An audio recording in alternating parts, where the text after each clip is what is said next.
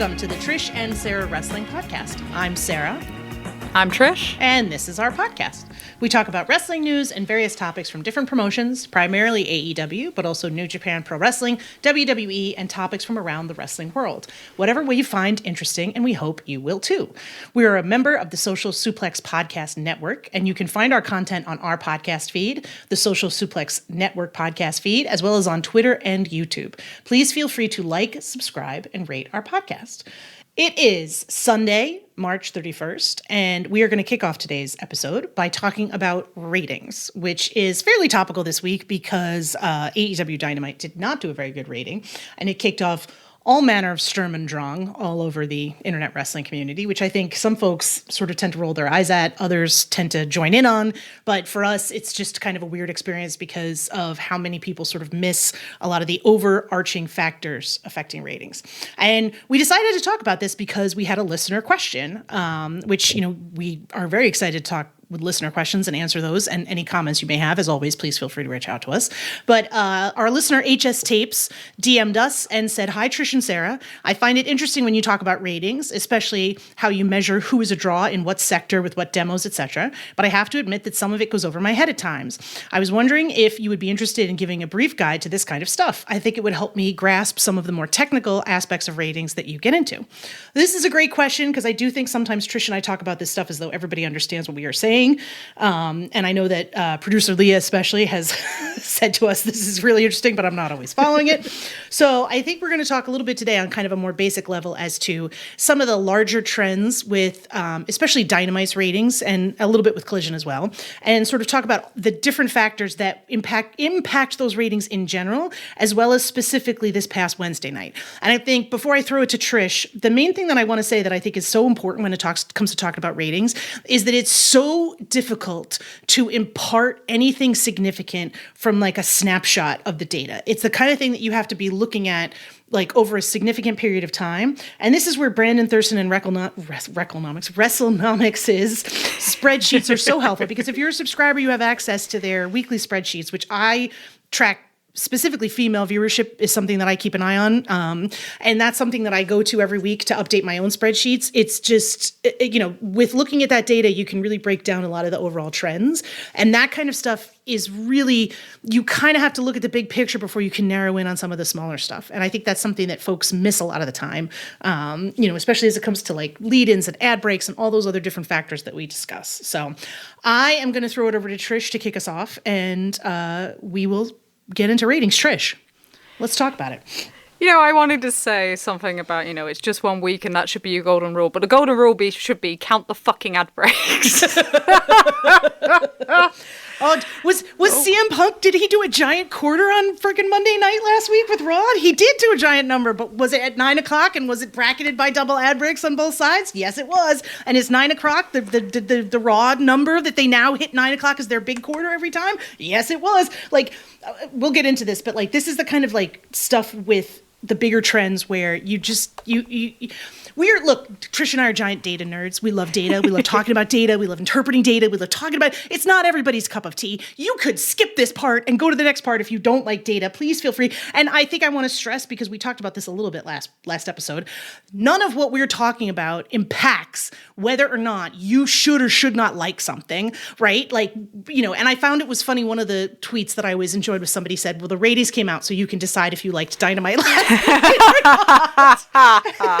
that's never, ever, ever what we want to do. But I think it is clear that there are things that happen on television that are affected by the ratings and who drew what and what quarters and which demographics were attracted by certain stuff. We've talked about Hangman and Moxley and their draw with women. Like, there's a lot of this stuff that we're going to try to break it down a little bit more as HS Tapes requested into kind of a more beginner's guide so that you guys can kind of get a bigger sense of what impacts the overall number for Dynamite and why specifically this week was it lower than it's been in a long time. It's funny you should say that about kind of affecting your enjoyment, and you shouldn't. But it's really, really fucking difficult. And one of the reasons I started even looking at ratings was back in kind of the start of 2012. And the world heavyweight champion was Daniel Bryan. The Yep. WWE champion was CM Punk, and one of the most popular guys on the roster, or at least it sounded like, especially if you watch Survivor Series 2011, was Zack Ryder. Right. Interesting timing, seeing as he's just been on Collision. But it's, yeah, so, and what I couldn't understand at that point was these guys are really, really popular. They're getting huge reactions. They're selling, Ryder's selling a ton of merch. And then why are they like being pushed off the card? Why are they not the people closing the show? Why are they not doing this? Why is CM Punk playing second fiddle to Triple H and The Undertaker and John Cena and The Rock? It's kind of ironic, actually, when you think about it now. But, yeah. And so one of the first things I ever looked at was there was a 6-man tag match, and it was the week after TLC 2011. And it was Zack Ryder, CM Punk, and Daniel Bryan teaming all together. And this so the venue was sold out, it's loud, people were loving it in the building, and yet it did the lowest rating in the modern history, I think, since 1997 for a non-holiday edition of Raw for the last quarter. It died. It died really, really, really badly. And I couldn't get it through my head. I'm like, and it was similar because, when CM Punk was doing all the kind of pipe bomb stuff, like, SummerSlam did a pretty poor buy rate when he won the title in November, and, the height of kind of everything that was going on there, that did a poor buy rate, and then these TV numbers. And I just couldn't understand the correlation. So sometimes you think, how can that work? This person is a star. And then you start to work out that sometimes TV and ratings are different from popularity. Yes. They're different from tickets. They're different from other things. Yes. And what happens is they develop over time. And sometimes it's not all the same. So things don't always kind of flow together. When things are really popular and they're going great, you may see that. But not always. So... And that was such a kind of breaker in me, because I was just like, okay, right, I need to start working out, why is this? Why does this develop? Why does this happen? And this is very much a case with Dynamite last week. So that rating came out, 0.23 in the demo. Lowest 18 to 49 since when they were feuding with NXT on a Wednesday night. And it was like panic stations, wasn't it? It was like complete and utter chaos. Lost people their minds. burning it down, going crazy. And what you got to look at is, okay, so what has caused this? And my always thing, so since we kind of started looking at ratings, the first thing you always look at is competition. Right.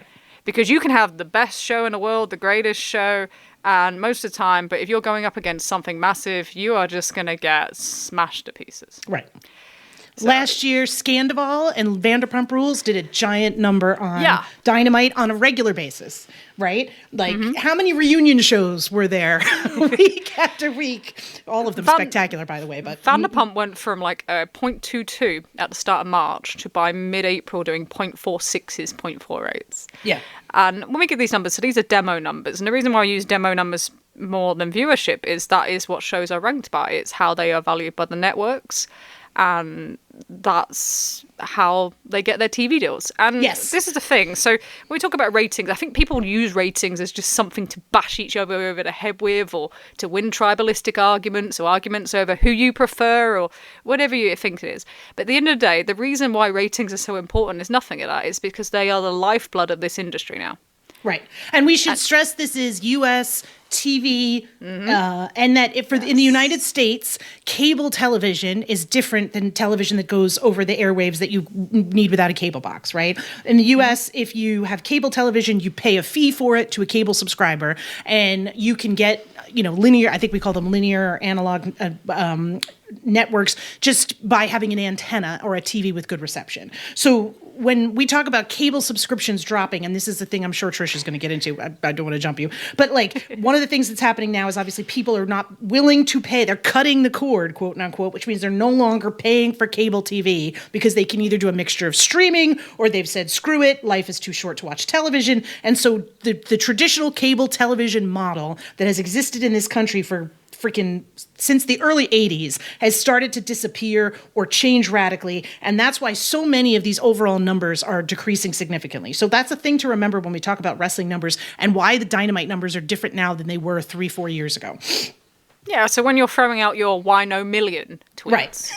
you are just, it's just absolutely pointless. Like, what are you doing? Get a grip of yourselves. Right. But yeah, so you're not going to get that most of the time now anyway, because cord cutting is so much more impactful. So around kind of about 7% a year. I think last year TBS and TNT lost 6% of their coverage.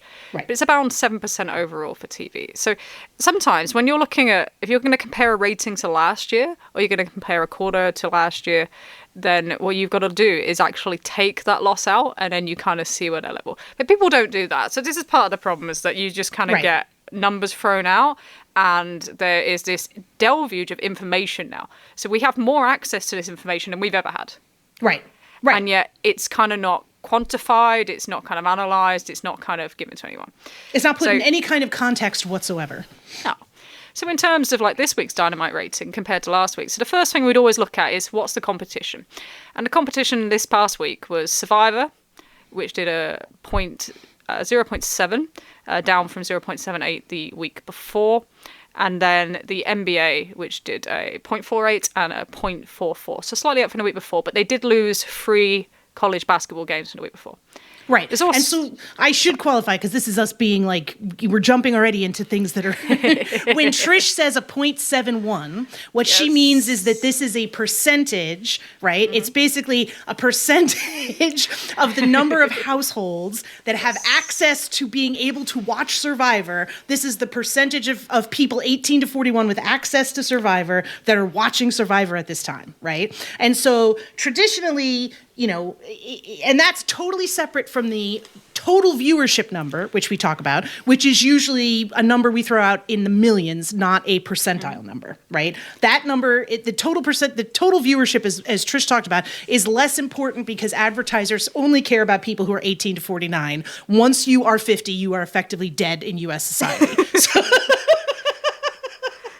Slightly more for 54 with TBS and TNT. Right. You can be 54, then you're dead. yeah, exactly. You take your pick, whichever way you I'm trying to prefer. do this thing, Trish, where I don't assume that people know what we're Sure. talking about. So I'm Yeah. going to jump in here and there. But anyway, go ahead. Yeah, no, so a 0.23 is the equivalent to 301,000 people in 18 Yes. to 49. Yes. If you want to do kind of rough, crude calculations, so if I want to do a really crude calculation, if I get a 0.23, times it by 13,200, and that will give me just about the viewership. It's very, very crude, Yes. but that still works quite well. So yeah, competition was actually down this week. So it wasn't competition that hurt them this week. And then you look at the lead-in. So since they moved to TBS in the spring of 2022, they were getting a huge lead-in off the Big Bang Theory they weren't previously. And I actually really restructured the show. So the first quarter became the main event in a way that it wasn't previously. Yes. So that's the thing around ratings, is sometimes it really does affect the structure, it affects who you see, and also it affects kind of how long you see them for, shall we say. Right. But Right. yeah, so the Big Bang Theory is a big thing. So the lead-in is predominantly going to gather viewership in female viewers, as we've mentioned previously when we had the Hangman Moxley discussion. Right. So it's hard. It tends to be people that it will retain viewership better with people that it knows, that are recognizable, or quite frankly are attractive. Let's be honest. Yes. How it works. But that's kind of a key of it. But that wasn't down this week. That was actually way up from the week before. So it's not that. And the key thing is actually very much younger viewers. So the whole difference between this week and last week was all in the lower part of the demo. So all in the ages of 18 to 34. That's where they lost in viewership. And there's a really big reason for that you can point out, like, dead simply, and is what's the hottest thing at the moment in wrestling? Ugh. Unfortunately, it's WWE.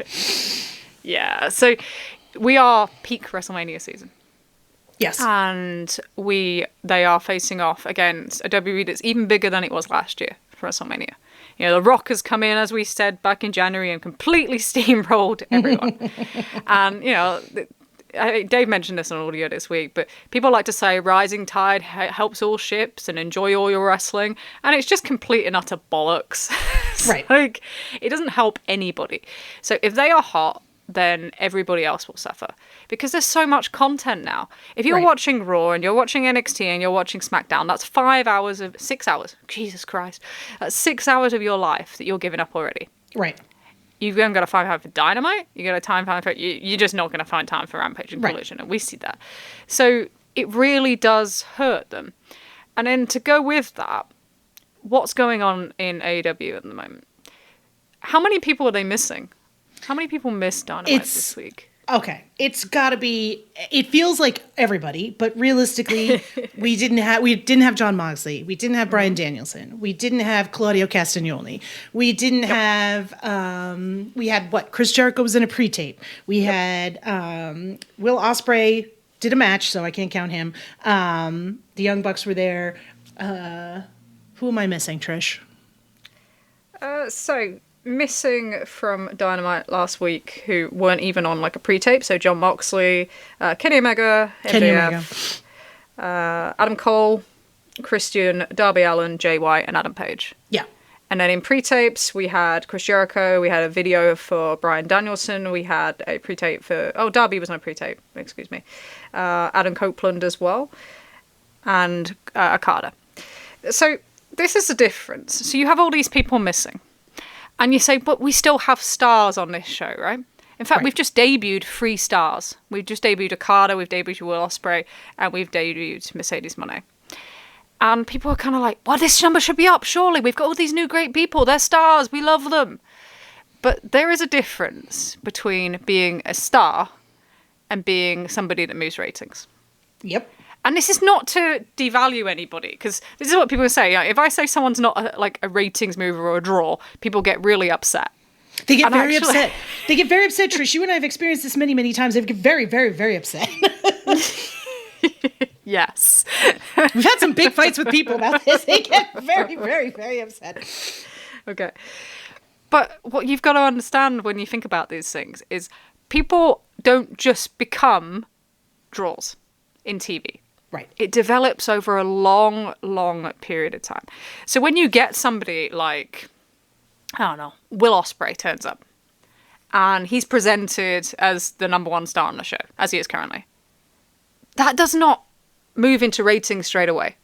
No. You're not going to see that. You can protect him, but you're still not going to see that on a basis of like, it's not going to help the show increase. It takes time.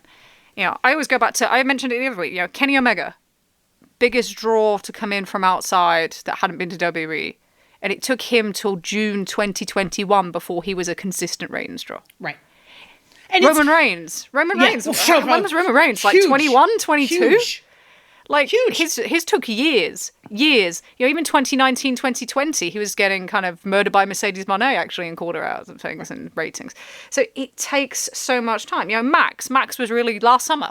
Yes. That's when you see a consistent raise. You know, he struggled in the first part of his title reign to the point that Double or Nothing was headlined by the Elite versus BCC. Right. So it's not that simple. If you think people can just come in and it just turn numbers around, it doesn't work like that unless you're The Rock. Right. And even The Rock is seeing kind of some ups and downs now because the longer that these people come in for, and the same as Cena in the I was just about to say Cena is a perfect example of this, right? The impact that he had on the ratings was there, and then it peters off over time. And none of this is like, I think the thing that I want to stress what Trish said, because she said it, but I want to underline it. None of this is to indicate that people cannot become ratings draws over time, right? No. We've seen people in AEW become ratings draws over time. Trish talked about Kenny. You've talked about MJF. You can see it with Hangman when the time and the consistency is put in there. It also is important to point out that television ratings draws are not the only important metric for a wrestling company, right? You need to have your merch movers. You need to have your pay-per-view guys, the guys who are going to sell your pay-per-views. You need to have the people who are going to get your butts in the seats. All of these people might be different people, and they add to the mix of success that helps your wrestling promotion. So just because we're talking about ratings draws for television doesn't mean that there isn't a value that some of these other people have by other metrics. And I think that's an important part to say, that we're not talking about that right now, but it doesn't mean it doesn't exist. Yeah, otherwise Dan Housen wouldn't have a job. Valid.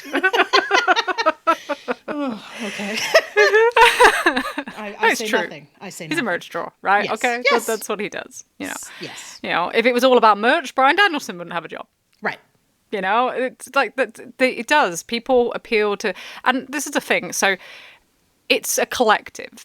It needs people to perform in different roles. Yes. So you can focus on some people, and you can kind of support them with others. And the thing is that they are, so all the names that we're missing, some of them are some of their key ratings draws. Okay, so MJF, last year, by the end of last year, was their top ratings draw. Most focus on guy, but also the top ratings draw. Previous to that, Kenny Omega. Where's he? He's not around either. Right. John Moxley, most consistent ratings draw since the start of the company. He's playing in New Japan and CMLL, and who knows? But we'll discuss that more later. But so these people are really kind of important. Yeah, Adam Page, big draw in the last 2 months in the run up to Revolution. The leading guy with John Moxley. Yes. There was, because the thing about the lead-in, so people look at the quarter hours and they say, the first quarter was way down and Will was in the first quarter and then it lost. And it's like, yeah, he's not going to perform in that first quarter as well as a John Moxley or a Hangman Page now. Right. He's just started. Hangman has only just managed to convert that now. It's 5 years. Right. And he's in that position. But that is the reason why John Moxley was, the lead, and Adam Page were the leading guys, other than 2 shows for the whole of that period running into Revolution. Right.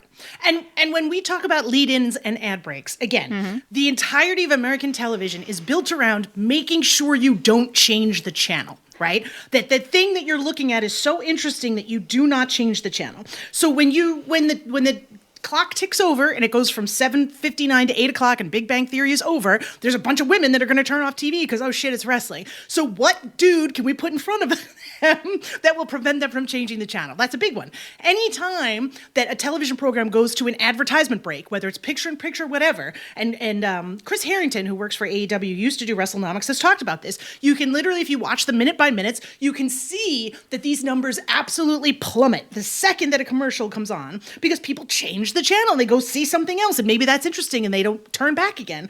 So the whole goal is always to try to prevent you. And that's why when Trish says the ad breaks are the most important thing, it's because you have to put someone on who is going to survive the ad break, or you have to position the ad break in such a way that nobody disappears. Okay. And so when you say count the ad breaks, so-and-so was double ad breaked. Right? So the big one that you heard last year was the Young Bucks are driving viewers away, right?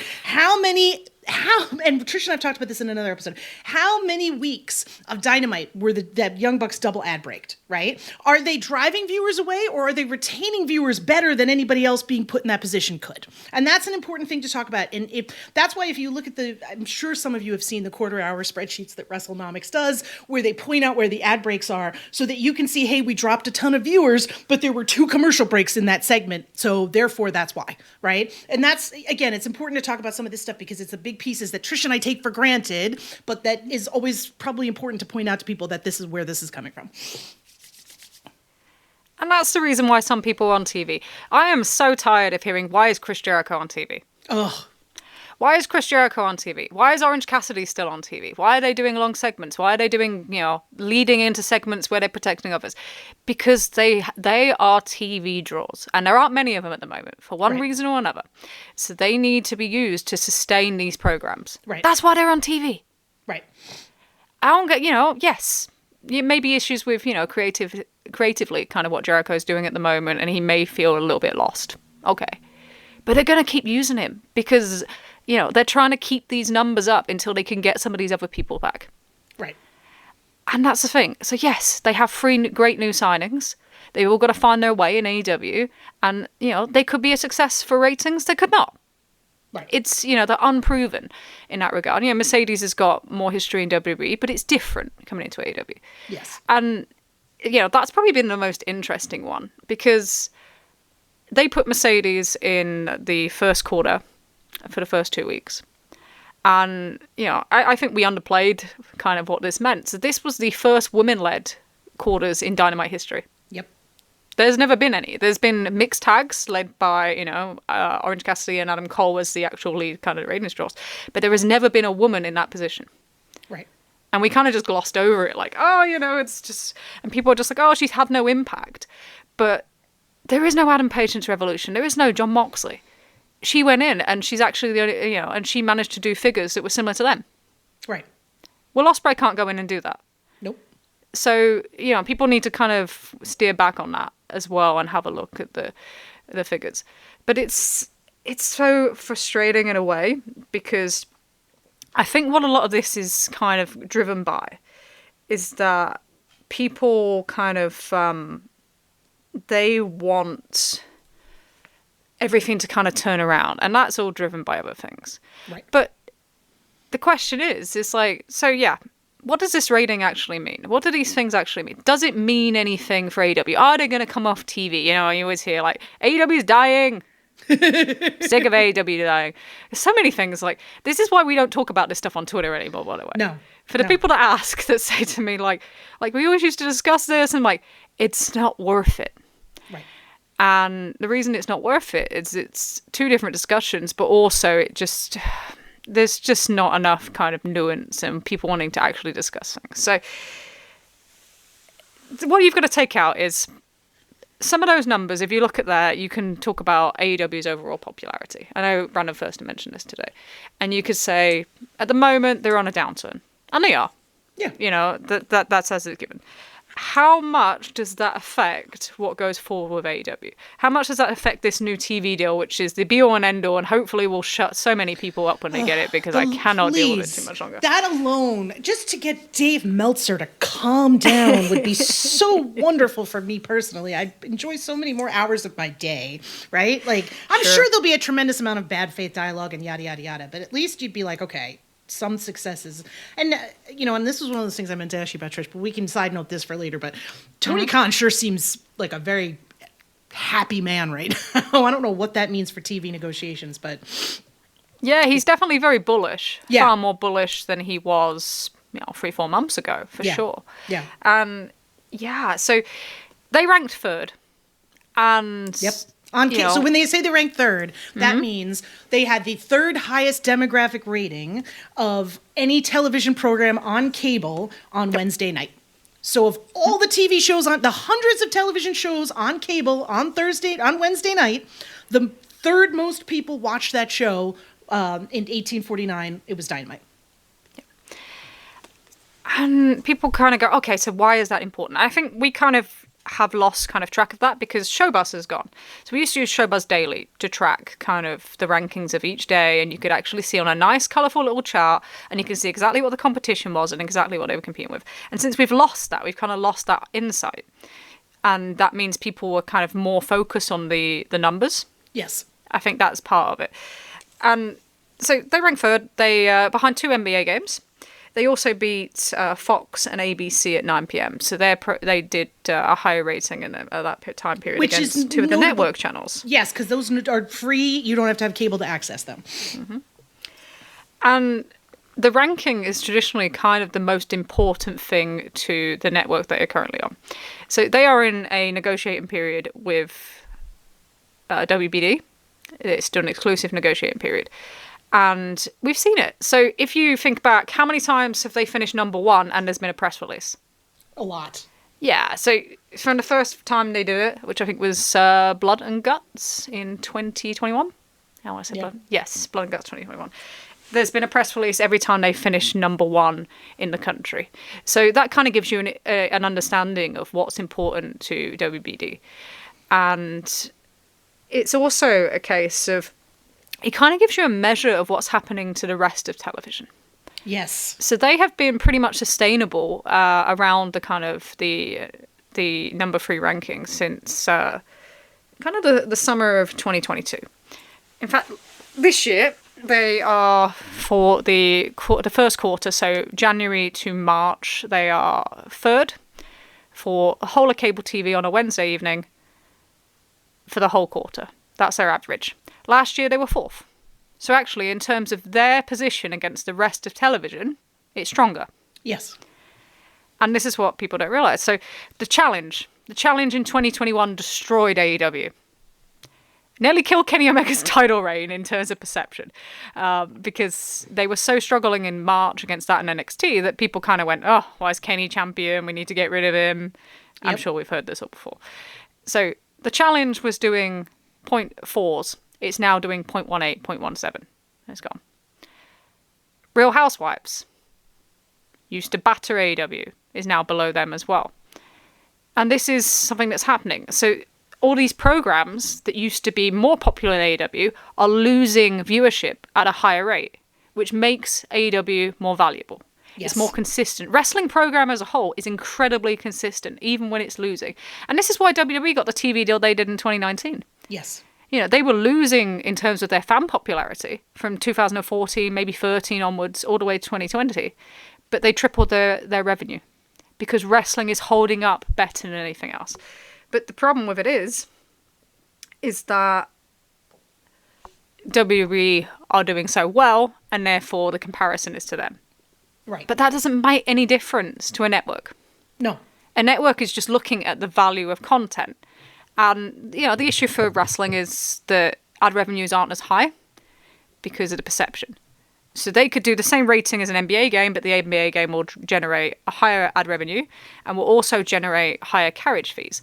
So this is what we talked about earlier. We mentioned network. So a network will generate all its money from ad revenue. Correct. And relies on that. That's why SmackDown's not being renewed. Right. Because right. It can't generate high enough ad revenue. That's why it's going to USA. Whereas on cable, they want a higher average in the demo. They want higher average viewership, but also to anything that can help them generate kind of that carriage fee. So if you're on Sling, you're on Direct TV, you're going to have to help me because you know my knowledge of American cable services isn't great. Comcast, RSN. Comcast, yeah. So the network will charge them to carry their channels. Yes. And in order to do that, they need to have as broad and as kind of strong an offering as possible. So that is why this is so important. And that is the main thing. They like AEW having a younger audience. Yeah, we've seen with WWE that was crucial in them getting a Netflix deal. Yes. They've kind of come away from that. That's something we need to look at. But this is where you need to look at this over a long period of time. Their value is in how they compare to the rest of TV, not... Correct. And yeah, it's driving us crazy. Would you? Yeah, it's very hard to listen to the discourse week after week and say, well, they're not as hot as WWE, and that's not to downplay the ratings turnaround for WWE in the last year or two, right? When you look at the percentage year-over-year increase in the demo for WWE per programming, especially as compared to the overall, especially let me say for Raw specifically because Raw's on cable and SmackDown's on network. When you look at the overall drop in cable TV, people watching those shows week to week versus the gain in viewers that Raw has had over the last 2 years, that's really impressive. Like, I don't want to downplay that at all. But if you look at the number of viewers that the demo that WWE Raw was getting 4 years ago, they're still really fucking below that number, right? Like, this is why when we talk about how there has to be like you have to look at the big picture of this. This is why. Because, you know, having the number one ranked television show on, you know, TV for the night is a big deal. Consistently having the number 3 ranked television. And that's not even to say where Dynamite pretty much consistently ranks very high in the weekly freaking rankings for cable television programming. Yeah. So, like, on a weekly basis, they're outdrawing almost everything else on cable TV. With the exception of Raw, but that's still huge. Yeah. And this is, you know, during the time period now. So March has been difficult for them. And you can say that they don't chase ratings and it's all about kind of the rankings. But they did chase ratings in a way because Mercedes Moné wouldn't be on TV yet. You know, there's numerous people that have now said, including, you know, David Bixen's band, that she's not cleared. And, you know, Dave mentioned, well, that she was brought in then to chase a rating. So it is still important. And it will be important to the rankings as well, because this is a huge competition year. We have got upcoming and we'll come back to this for another reason in a second, but you've got the NHL playoffs coming, you've got the NBA playoffs coming. Causes huge damage to Dynamite every year, without fail. You've then got the Summer Olympics, which will be huge, including the US women's soccer team, gymnastics, all that stuff is always huge. And then you've got an election. And that's coming just at the same time as their renewal is kind of due. So you are going to have huge challenges that are going to affect your rankings place. Potentially, you know, I can't think of a year for quite some time that's had this kind of as much competition in that regard. And if you do fall if your demos start to fall to a lower level, if they start to kind of sit in the lower 0.2s rather than the mid to up 0.2s, it will affect your ranking because you will start falling into the hands of the news channels, the Fox Newses, you know, CNNs, to ESPN, you know, supporting content for all these big sporting events. So that is why you have to protect it. And they are chasing it. Yeah, Mercedes was on there to do that. Has she had the impact they wanted her to? I don't know. I think you need to qualify it against the fact that there is no John Moxley and there is no Adam Page on this cycle that there was previously. And there also isn't a hot story. You know, there's... No. So one of the big things around AEW, in terms of when they've been most successful, they've had multiple stories kind of being able to drive ratings and interest at the same time. So this time last year, the backup for Max and the start of the Pillars program was having the Adam Page, John Moxley program move into BCC versus the Elite. I saw some funny stuff on that today, and I'm like, yeah, you realise that literally carried the entire summer up to Adam Cole and Max. But it's funny how people remember things. But that was the key that's one of the keys for reasons why last year was stronger than this year. And it's the same, you know, they're big periods. So summer of 2021, you know, you had the Hangman Page, Kenny Omega story, and then you had MJF and Chris Jericho. Both were hot. And what they do, and what traditionally, and this is probably an issue with bringing in so many new people, they've struggled with this time. So their tendency has always been to match up somebody who is a proven ratings draw with somebody that they want to develop. So when AEW started, you had Chris Jericho doing this he tried it with Scorpio Sky, didn't quite work. But Darby Allin was a key one, and then went with John Moxley as well. They did that. Chris Jericho and Cody Rhodes with MJF. Orange Cassidy and Chris Jericho. That was another one as well. So this is kind of something they've been able to do consistently. And at the moment, they can't do that. So you have Will Ospreay coming out doing his own thing. Danielson's not about. So you don't have that effect. Okada is with Pac. You're not going to get anything out of that. Mercedes is with Willow. The only person really of that level where you could kind of match up to have an immediate impact is Britt, and she's not around either. So we don't have that secondary story for interest that kind of keeps them ratings afloat. And, you know, even like World's End. You know, you had Samoa Joe and the Devil and MJF, if you were interested in that story. But underneath that, you also had the Continental Classic. So there's always this supporting kind of thing when they're hot. And they're just kind of in between that right now. And, you know, that makes it difficult for some people, as we'll talk about. But it's, yeah. I wrote one name on my piece of paper and was like, needs help. But it absolutely is that thing of people are just looking for things like easy solutions, and it doesn't work like that. Wrestling works in cycles. It goes up and it goes down. Yes. And that is what's happening with AEW. They are in a transition period at the moment. There is no hot story, and WWE is really hot. WWE isn't going to be hot forever. And The Rock is not going to be around forever. In fact, we've probably only got, 3 weeks? So that is going to change. So it's kind of like you have to hold out for that long game, and that's where the summer is actually their most important period, because that's what plays into their renewals. And it's all about, that's where it's all about value. So do you think the deal's been signed already? I will tell you that this past week, I probably more than any other time think that if it hasn't been signed, it's been agreed to. Like, there's just something about the way that it just feels like something's changed. That said, I have no idea and could be completely wrong and totally full of shit. So, always happy to downgrade my own expertise in these areas. But it just feels like there's a level of those tweets to Bischoff just seemed, I don't know. Yeah, I was quite interested in it because he was so bullish on that Bischoff stuff. And I Yeah. don't think there's an issue in terms of the deal getting signed. And I think they will stay with WBD. No. And I think the issue is value. When we talk about Yeah. rankings and we talk about, you know, the performance of Dynamite as a whole, you know, in terms of the numbers it can generate and the revenue, we mainly talk about Dynamite because that's a flagship. You know, Collision and Rampage are probably not going to draw significant value. They haven't proven themselves to do so. But I also don't think... Right, but I also think that to say, well, Rampage and Collision is doing this, like, again, what we talked about this, I feel like, in our very first episode, right? What were the network's expectations for Collision? What were Tony Khan's expectations for Collision? And what were CM Punk fans' expectations for Collision? Those are three very different... Oh, it was beating Dynamite by September, I believe. Oh, Of course. Not How doing could it not? 0.16 in Like, August, but there we are.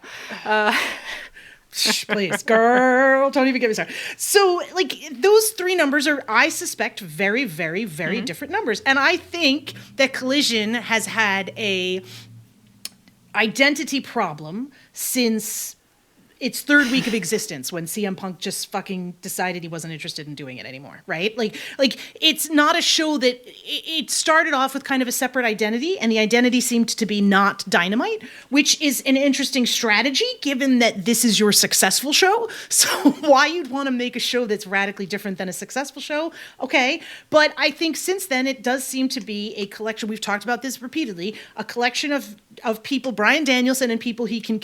Bryan Danielson, FTR, House of Black, and people that they can convince to work a Saturday for a few weeks, right? Like, it's not...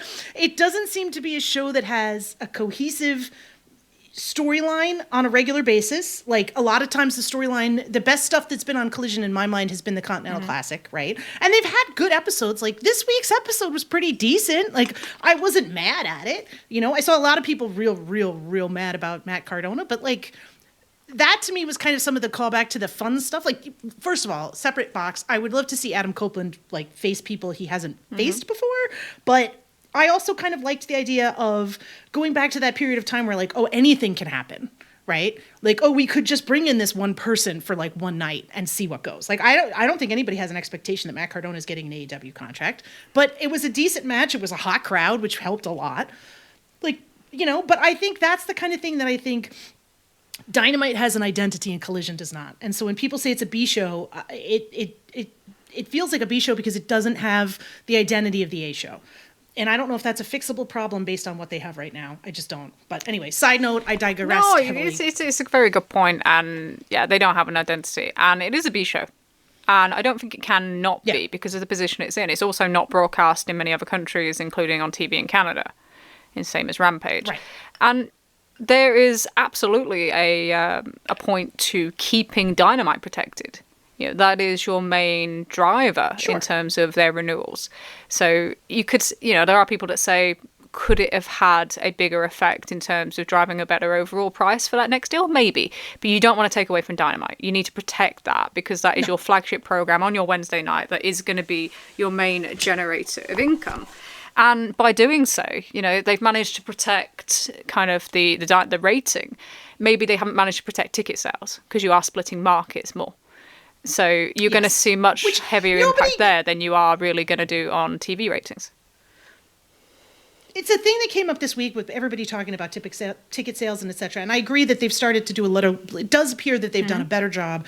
And, you know, Kosher Irby seems to be a little bit more on top of this. Like, we're not going to, which markets we're going to hit. We're going to hit a couple big markets. The Canada sales have been a lot more decent.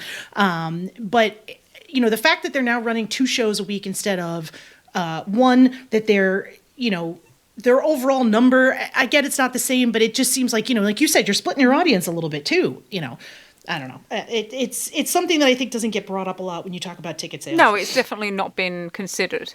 So, you know, when people look at their ticket sales since July, you know, we're looking at averages and averaging of all shows. Right. But actually, what are we looking at Dynamite? How much did it affect Dynamite? How many of the markets are we visiting on a more regular basis?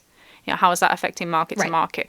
And then what's the ticket pricing structure? You know, we've had some discussion again on that with the Canadian dates in certain places. And yeah, so that's all something that kind of probably needs more analysis rather than just kind of the base analysis that kind of gets done when people start worrying about a number a week out. It's funny, actually. Do you remember when we did the number predictions? I think I said 5,500? Yeah, our resident attendance expert, Diego. Hello, Diego. We love you. Hi, Diego. Hi, Diego. He calculates the average for March at 5,600. Nobody said anything about that, by the way. The attendance has gotten better. Like, that's for Dynamite. Everybody was loose. Well, everybody's losing their fucking mind about attendance. It's gotten a little bit better. It does appear to be on a slow upswing. And whether that's, the different venues they're running, the strategy, like what have you, it's definitely on an upswing. So nobody will talk about it. The thing about attendance and tickets and then ratings is it's all about perception. And it's all about the perception that it puts on the company. It's all about the perception it puts on the wrestlers. And some of that is driven by WWE. And it's all about the value in terms of the next deal as well. So why do we get Fast Nationals leaked out every week? To the Forbes guy or whoever. They all come out. Yeah, cheeseball guy. There we go. But they all come out to try and create this perception that AEW is failing. And to... Yes. Sorry. And this is the point where I should bust in and say, for those people who aren't aware, the Nielsen ratings are not a service that are publicly available to just anybody. They are extremely expensive, and it's a thing you have to pay for, right? This is for the regular ratings and the regular release of the ratings as they come out, versus, as well as the Fast Nationals, which Trish is going to talk about in a second. But this means that part of the reason why Showbuzz Daily went away is because the source that had been giving them the ratings information stopped giving it to them, right? They weren't paying for it because it's thousands and thousands and thousands of dollars, right? So that's why some of the information we're getting about ratings lately is a lot less complete, because people just aren't sharing that the way they used to. So I feel like that's one of those things where, sometimes you have that information, sometimes you don't. And again, it's worthwhile saying that it's not publicly available to just anybody who wants it. If Trish and I wanted it to get it for ourselves on a consistent basis, we would probably have to sell our homes and move out. Maybe an organ or two. I don't know. Do I need this kidney? Yeah. Anyway, sorry, I didn't interrupt. But you've got WWE sending information out to create a perception. So they send out Fast Nationals, and Fast Nationals are basically the figure without the West Coast in general. And they go out literally the day after. And what they do is, it's very sneaky. So that number is normally 10 to 12% down on the overall number. But what they do is they compare it to the final number from the previous week. So it's automatically mostly going to be down. And when they don't put it out there, it's because it's up. And we all know it. We know there's the pattern. Right. But it's all about this building this perception. And this is a WWE product. This is something they are doing. The other thing that they do on a regular basis now is they will compare it to what was in that time slot in the year before. Was it a movie? Was it The Big Bang Theory? Whatever it was. And they will put that data out and publicly as well. And that is all about not just perception, but also about AEW's value for its next TV deal. Actually, how do you compare against rerun programming? Is it worth investing in you as original programming if they can just put Big Bang Theory on and get the same rating? And that is why it's important that they stay above Big Bang Theory. It really does affect their value. But this is not just something they do with like that. It's also then the talking heads. So then you've got numerous people influenced by this who then repeat the same phrases. The Bischoffs of this world. Constantly. Yep. AEW's failing. Look at this rating. Look at this quarter hour. Look at this. Look at this. Look at this. But a lot of the time, it's just there to create this perception. And this is standard bullying tactics. This is bullying tactics WWE have been using for years and years and years. And, they're aware of it in AEW. They're aware of that kind of the perception issues they face. And we've seen Tony react to it. We've seen Tony react to it plenty of times, whether it be just, tweeting Bischoff this week or, some of the tweets at Triple H and Shawn Michaels at around the NXT episode last year. And, there is, he always justifies it that he can then, promote whatever he's promoting, and he has used it effectively. So he's used this negativity, and this is where you've got to decide whether it's a good thing to do that or not. But I do think you have to fight back with WWE a little bit. But, the Joe versus Hook match, does that do the rating it does if he doesn't stir that up for a week? I don't think so. No. I don't know. No, it's the same. Kenny Omega and Vikingo. He stirred that up for a week as well. He got huge interest, especially in 18 to 34. This is where you're going to drive that interest when you're going to do these sort of things on Twitter. And that's what we were missing. That's the demo that we're talking about that was responsible for the change in this week's rating. So you get them things. Right. The difference is, with Kenny, he can then go and drive a similar number with John Moxley 5 weeks later. Yeah. So right. it's kind of that thing, but it's all about, so you can use that to your advantage, but it's dangerous to do so because it's not going to get better. It's just going to sweep it and make it worse. And there are people that would love him to just stop it in that company. You're just like, please, for the love of God, come off Twitter. Stop arguing like that. But that's where it's all perception. And, they've kind of had their own perception problems. They've caused their own perception problems in the last few years. Yes. And still having perception problems from that. There's still so much silence in some parts of, people, and you don't hear and speak from people in the way that you do in WWE. And they are much, much better at being able to shape that. And I think that is a Nick Khan thing. Nick Khan is great at kind of getting at competition. And he's very, very good at controlling their public perception. And that, that will affect numbers in some way. It shouldn't. And you don't want it to. And you want to just be able to enjoy what you want to enjoy. But it will affect the perception of that. But also, it will affect the perception of the wrestlers.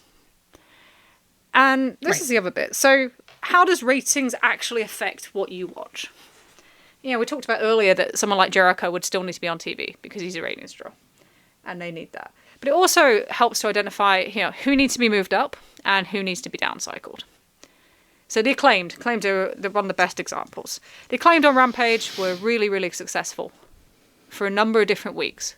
You could see it in the quarter hours, you could see it in the Rampage ratings. He notices it. They go on to Dynamite. They have that big run in the summer of 2022. Yep. That's how it's supposed to work. So you've got somebody that's getting over in buildings. They were getting over far before that with the Raps and everything like that. Then it starts to translate into numbers. It's hot. Doesn't mean you're going to be a consistent rating draw forever. It just means that it's hot for that moment and you take advantage of it.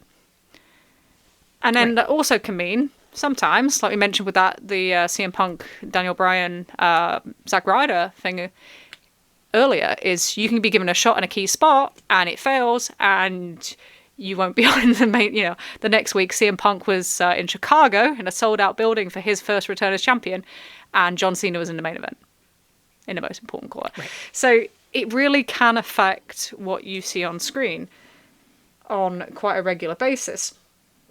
And then, the perception thing. So it can also affect politics. So if somebody is doing really well in a slot, but it's actually the most popular and easy slot in the day. So, for example, Dynamite is split now. So you have the lead-in. So you have quarter one. Yep. And then the most important slots, in general in the summer, especially during daylight saving time, is quarter 4 and quarter 5. You are most likely to be successful in those two quarters.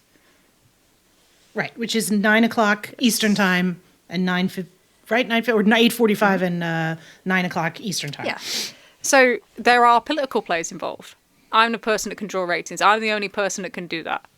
I'm paraphrasing something, that's not too far off. But people will... So, get both of us into trouble. But wrestlers will use this. They will use this to justify their positions, to keep their positions. And this is what we saw, with CM Punk. Opening shows 10 weeks in a row, I think, back in 2022, in the spring of 2022. It's what we've seen with, someone like Max last year. He commanded those key positions all the way through. And you will see that. That is how it works. And that's where people who are kind of on the up are more vulnerable.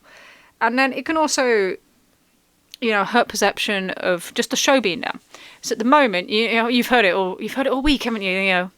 Ospreay, Okada, and Mercedes don't mean anything. Of course they do. Right.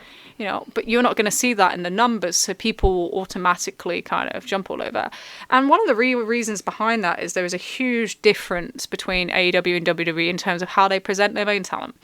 So in WWE, yes, you have... So let's take... So the 5 main people kind of on Raw. Okay. So Cody Rhodes... I'm just going to think of Raw names. Cody Rhodes, Drew McIntyre, Seth Rollins, Punk, Rock, say 6. Becky Lynch. Okay. There are 4 key slots on Raw. There is the opening quarter. There is the top of the first hour at 9 p.m. Top of the second hour at 10 p.m. And the very last quarter of the show. These people do not work in general in long segments outside of those quarters. They don't. So they are protected. They're used to drive the ratings of the show. But even if the rating of the show is poor, nobody notices it because they look at that chart and they see that they've done well. They protect them in every single way. And especially the 9 p.m. quarter hour. So on that one, you'll see on the chart, you'll see 2 ad breaks in the quarter before, 2 ad breaks in the quarter after. Yep. That is the most protected quarter hour. It's also their biggest quarter hour. They know that's when, especially during daylight saving time, they know that's when people come in to watch. But they magnify it, and by doing that, people look at that, they have the perception of it, and they go, these people are stars. And they can move people in and out of that. You know, they did it with Sami Zayn, they do it with LA Knight. They move people in and out as when. But that is how they maintain a perception. Right. And that's not to say they're not draws. You know, Seth Rollins is a sneaky draw for ratings. I know people hate that because they just want to, like, pretend he's not. But these people can draw ratings, but what they do is they magnify them. So it's different. But that makes it more difficult for people in AEW. So if you are not protected, if you are, you know, not getting that kind of, you know, ad-free quarter, automatically, you know, Jericho's now ratings failure, by the way. I keep reading it, right? Oh, yeah, huge. Well, how many, but again, Trish, the lowest, the consistent, and this, you got to look at this, because this is one of those things that sort of gets me frustrated. The lowest rated quarter of Dynamite consistently is quarter 7, right? How many times have you seen, and people say, though, the Young Bucks are driving viewers away. How many times are the Young Bucks in quarter 7, right? How many times is Jericho in quarter 7? And you can see over and over again, and for a long time, yes, the women were stuck in quarter 7, but that clearly has not been the case for a while. You can see over and over again, certain people who have that rating ability go into that quarter and say, I'll take the hit. I'll take the quarter 7, not a problem. Like, I'll eat the shit this week. I'll carry the rating. Jericho has done this. The Bucks have done this. You can name a bunch of guys who've done this, right? But, like, it's you know, they're not a draw. Are they not a draw, or are they taking less of a hit than somebody else would if you put them in that quarter? Because this is the trend. And the key for quarter 7 as well is that you are trying to kind of link people into the main event. And this is where they struggled a little bit this week. So a couple of things that did happen if you look at the quarters this week is you've got some elongated matches because they had less people available. So they had to kind of make things longer. That's why you get the Bucks match going all the way through quarter 3 and then picking up into quarter 4. I think people hate the fact they can't just, they picked up 50,000 in quarter 4. You can't, we go, so stupid. But yeah, that's the reason. And then Cassidy in 6 and 7, because he's supposed to provide kind of a leg through to Swerve. It doesn't always work because the opponents aren't strong enough. And this is probably Tony's downfall a little bit. And that's the other thing that they compare to Raw. So they compare to, you know, if you get a Cody Rhodes, you get a Drew McIntyre, they aren't wrestling kind of no names. They're not wrestling names that are unfamiliar with a TV audience on a general basis, you know, not just your hardcore kind of internet fans. And that is a thing. You know, people talk about casual fans and stuff, but people will care less about people they don't know. It's just a thing. You know, and you can do video packages and there's ways around that, but that takes time to generate as well. But you don't see that on there. So this is a thing. So you see people comparing wrestlers to how they perform in WWE, but they use a completely different strategy in how they book out their shows. Right. Yeah, so there is a confirmed difference. But here's a question for you, all right? So in terms of ratings impacting somebody, who is under the most threat in the next 6 months? Yeah. Swerve. Yeah. Like, non-negotiably Swerve. And and he's not getting a lot of help from a story perspective either right now, which is why I'm sort of concerned. And you know, it's like everything I've feared is coming to pass. Yeah, it's very, definitely very, very, very depressed about it. It's red flashing lights now. Yeah. So not only is so there are things you can do to protect people. You can do the quarter hour. You can put someone at the top of quarter hour 5 with no ad break and surround them with ad breaks, and automatically that quarter should go up. Doesn't always. Yeah, there's a famous one for Dynamite, the LA Dynamite in January 2023, where Max cut that horrific promo on Takeshita, the Yoda Racers one, and that dropped viewers like a stone. So it doesn't, and that had no ad breaks, and then killed the start of Dangerous and Takeshita. They got it back, but it killed the start. So it doesn't always work like that, but that's what you do. That's how you protect somebody. You can put somebody in quarter 1, give them no ad break, and make sure they're contained in quarter 1, and they look great compared to the rest of the show. You can do all that stuff. He's not getting that. You know, Will's getting that over him. You know, if Dave says that, you know, they're promoting Will and Danielson more as the main event than that, and they are. You know, I know people say there's a race for it, but at the moment it's a procession because of the way it's been presented. No. You know, look at Collision last night. There's 2 video segments, I think, for Danielson and Will. Is there any for the contract signing next week? No. So he is living against that. The danger of becoming champion right now, and I know people go, "Oh, you said he shouldn't be champion at Resolution." Oh, I think he should be champion all in. I keep saying that. And one of the reasons why is that we are coming up to a really difficult ratings period. So he's not going to generate ratings by himself. He needs to be in there with people that are proven ratings draws. Even as a young champion. Same as Max had to be in there with Danielson and then struggled when he didn't have anyone else there and then fell into a hot story with Cole. That's how his kind of title reign went. You know, Hangman went in with Danielson, who wasn't, you know, who isn't the strongest of all their ratings guys, it must be said. But then had a run in, you know, was running kind of with like Lance Archer and Adam Cole, where Danielson's matched up with John Moxley. You know, CM Punk's match up with MJF. Right. It's hard for your perception. And it's hard to be used in the hot spots on the show if you are not matched up with them people, because there'll be other things that are hotter than you automatically, just because of, you know, it's just key math. But also, we are coming up to the NBA playoffs. They get crushed every single year. Right. Who's getting the blame for that? Oh, yeah. Swerve would get the blame. It's got nothing to do with that. It's the same pattern every year. He is going to get the heat for that. That's just how it is. Right.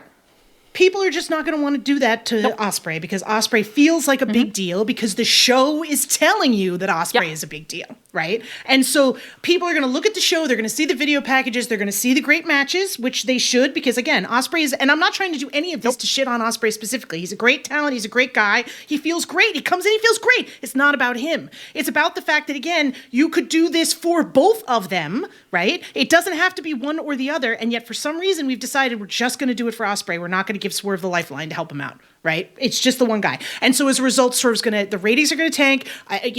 We'll see how well friggin' Dynasty does. And if it doesn't do well, it's going to be Swerve's fault. And if it does do well, it's going to be Ospreay's fault. Yeah. And God love him, Dave Meltzer is not going to help this because he's not going to blame Ospreay for anything. So he's going to give a bunch of internet smarks, a whole bunch of talking points that they can then use because he's going to cherry pick his shit to be like, well, this was because, he's already literally said, well, if they do a good job, it's frustrating. It's difficult. You're essentially saying somebody, and it's going to be easy to point at things and say, well, Swerve's not a perfect promo, and Swerve's not this, and his ring stuff, and blah blah blah blah, right? And it's just frustrating. It's really. I'm sorry. It's key. So he would be much more beneficial winning it all in, going through the positive ratings period. Getting away from WrestleMania. Let's be honest, that's a key point. Right. And then it's harder being champion. The money's in the chase. You're going to get more kind of life in your story in the chase, and a real emotional pick-off is going to be much more kind of valuable than what they are going to do. Right. But that's where they are now. Right. So they have to give him somebody, big to work with who's going to draw ratings. They need to get back into the Hangman thing at some point, just because, Paige is now at a point where, I was looking through some stuff today, and I actually think he was probably the most effective guy during that period. You can argue little bits around Samoa Joe, but in terms of overall, he was kind of driving that along during the kind of revolution. Well, I think it's clear from an emotional perspective it was. I mean, Samoa Joe, God love him, he ain't doing shit right now. Like, he's literally, and Tunnel Talk got into this a lot better than we're going to, but he's giving Swerve nothing. Yep. Right? Like, you can't do a Prince Nana beatdown angle. Nothing. He's just standing in the back giving very dry, I think it was maybe Allie or Ann said, like a chat GPT program, like generic wrestling program. Like, there's nothing. And so as a result, the program feels dry. It feels heatless. There's nothing to it. And you can't even do the thing like you could with Ospreay and Danielson, where it's like, oh, well, one of them is the best wrestler in the world. Like, which is not that great either, but no, but maybe we should be calling the world champion the best wrestler in the world. I don't know. That's something else. Max was actually very good at that. And this kind of leads us actually in. So, Swerve is going to take an absolute pasting for ratings. There's no way around it. I can see it coming. They did the same with Hangman. I think that people started coming to signs during the NBA playoffs with ratings killer, and he wasn't even the guy in the main of the segments, So, but it's all about perception, and that all comes from the WWE perception because of the way they protect their talent. Is then people make a natural comparison, even though AEW has always been more of a collective kind of approach to generating a rating, egalitarian. You get success, you get successful stories. You can drive through like that. You can get somebody kind of getting over to the point where they can drive ratings and you can actually visibly see it. But they do not use as many of the same things. And I think they've tried to. Mercedes, Will, and Okada have all been in kind of, mainly Mercedes and Will, have kind of been protected and put in key slots since they've come in. They've tried to replicate what's happening with Raw, but because the overall numbers down, people just don't look at it the same. And so that strategy doesn't work. But you have to protect Swerve. You have to. And if you don't, then he will fail, and you will just blame it on and people will blame it on him like they blamed it on Hangman.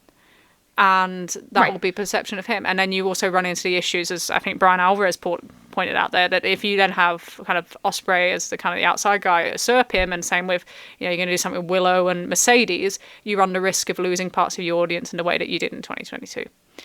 So you have to be real careful with that. But that kind of leads us into, with the Joe stuff, a question that we got from listener Chris. Said, I wanted to get both of your opinions on the booking philosophy when it comes to world champions. Should there be wrestling on every show, or do you make the champion the attraction and not wrestle on every show? So I found this fascinating, right? Because I think back to me, the champion needs to be on every show. And not necessarily in a live segment, in a pre-tape or something like that, that's fine. The champion has to be on every television show. And honestly, I'd probably have them on a live segment on every show. And maybe a pre-tape on the Collision version of it. You can't have somebody there both shows a week, I get it.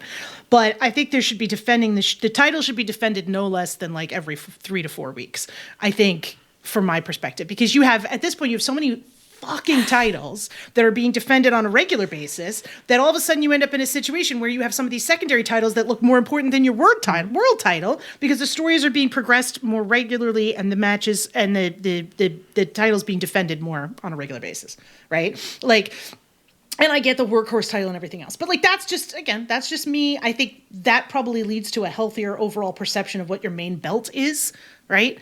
But those are my thoughts. So how important do you think the kind of how long that's over? So if they're making only a few appearances, but they're having a lengthy title reign, does that change things?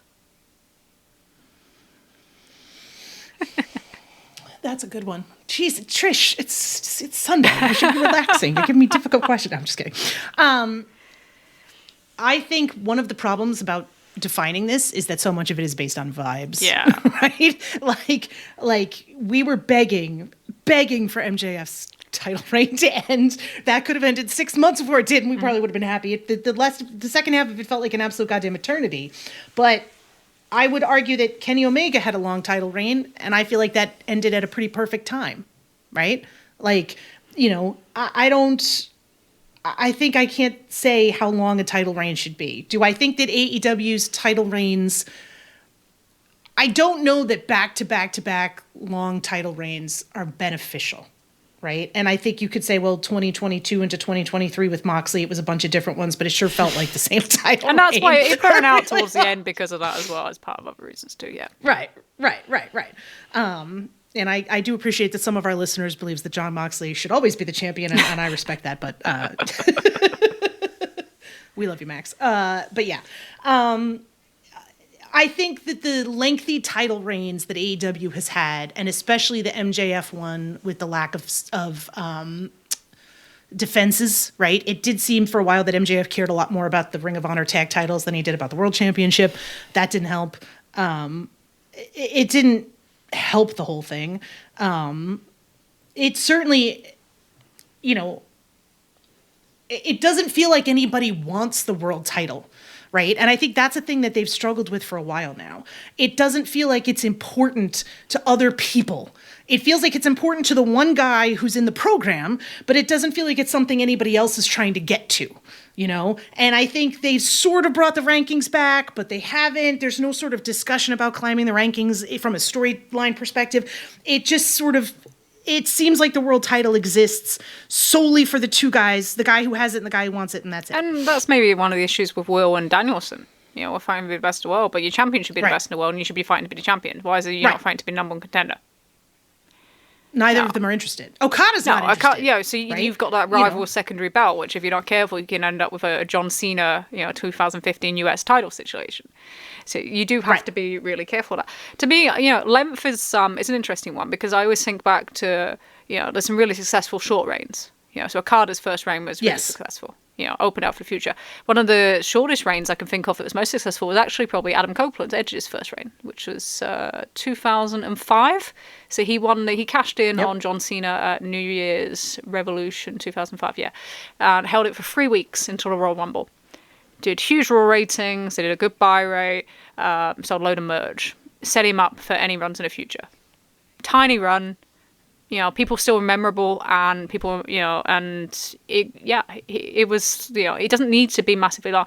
I think for me that the difference is that when that person does wrestle, it needs to be the most important thing of the show. So Agreed. This was the thing. So they did the Wardlow Samoa Joe world title match the other week. And I get what they were trying to do. So they thought Mercedes would generate a big number in the first quarter. And they thought they could then hold that number and say, this is our most important program. This is our world title. And I think, that, to any new viewership. And I'm pretty sure that's what the ambition was. However, what it ended up doing was making the world title just feel like any of the other belts. It just didn't work. It made it feel so unimportant. And especially when you're at a time where you're about to crown a new champion, it's the last thing you want to be doing. I think, so when I think about it, and the thing is, you don't need to do that and then completely destroy everybody else. So if there's one criticism that you make of Max, people noticed it quite a lot, is nobody else really spoke. So you weren't getting babyface promos, and it was like this fear, like everything has to be centered around the world champion, but we're not building anyone up towards the world champion. John Moxley can lose to Adam Page, but Adam Page doesn't go towards the world title. What are we doing there? Right. That sort of thing. So it was kind of like it lives in his own vortex, and we prevent anyone from kind of reaching the same level. But that's not helpful to anybody. So you have to treat everything with the world title of importance. You have to have chasers. You're the obstacle to be chased effectively in most ways.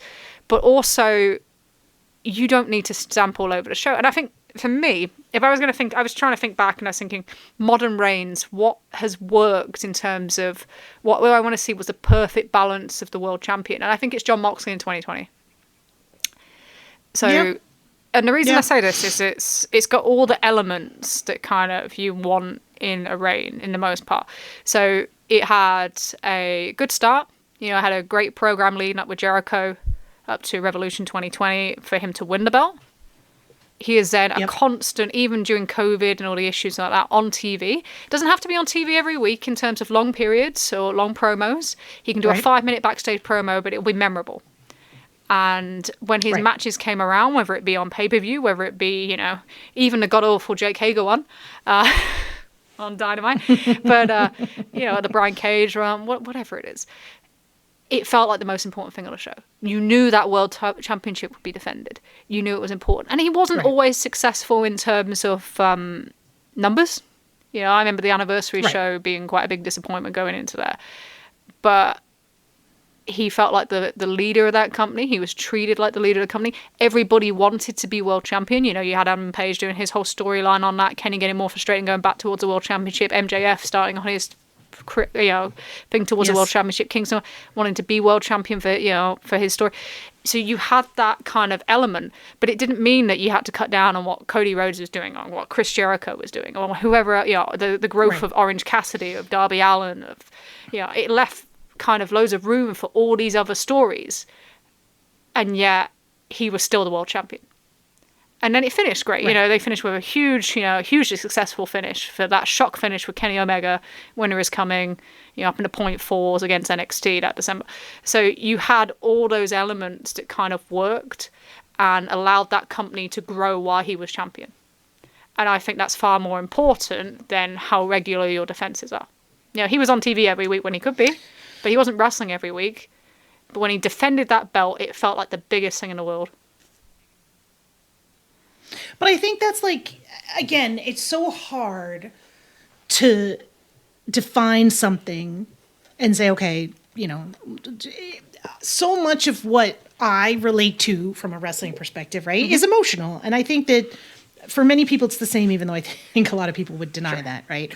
So for me, and I think you talk about the perception issue and everything else, and AEW is cold right now, we're sort of back to a spot where we had that phenomenal run into Revolution. We had the Connie, which was so good, right? And there's just nothing right now to sink my teeth into.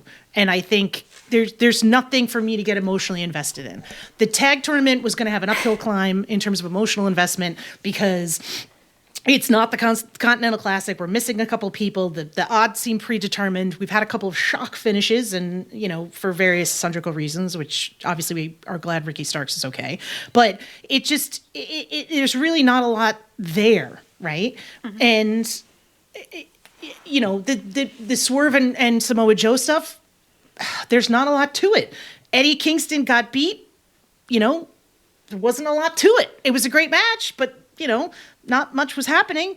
Roddy has the international title.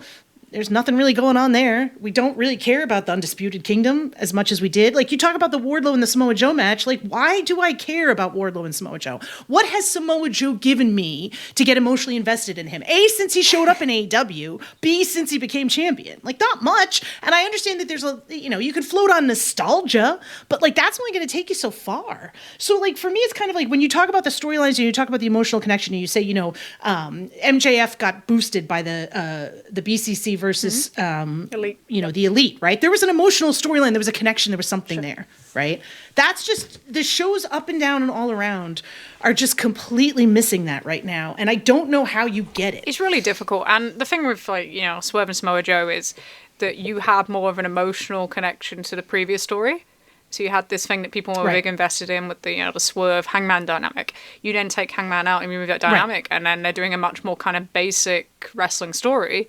You choke me out, so now I have a chain, and I'm going to get back as like the kind of Stone Cold style good guy. But it doesn't feel as strong as what you had previously. And that's really difficult, when you have something like that, and you had the super hot kind of angle with like the Bucks and Sting, but they don't have a target yet either. So yeah, it just you're kind of in that transitional bit, and you could actually really do with not having a pay-per-view. You could actually do with just running to Double or Nothing and developing that, but that's not where they are. So they've got to do the best of what they've got. And but it is that thing of when you have a big story, it's very hard to kind of follow up on that. And that's going to be something that we're going to see in WWE as well, is how do they follow up on, you've generated all this stuff with Cody and The Rock and all your kind of shoot angles, but how do you follow up after Mania? If you run Cody and Gunther after you've done all this Cody and Rock stuff, how do people respond? Is it like NXT where they loaded it up last year and then just kind of fell away when everyone just disappeared? Well, you've got Damian Priest. I tried so hard not to laugh. It's a non sequitur response from the freaking Meltzer and Alvarez that I listened to today, where it was, they're discussing Damian Priest and talking about all the breadcrumbs that are getting laid for post-Mania, and I was like, really? Okay. Yeah. Sure.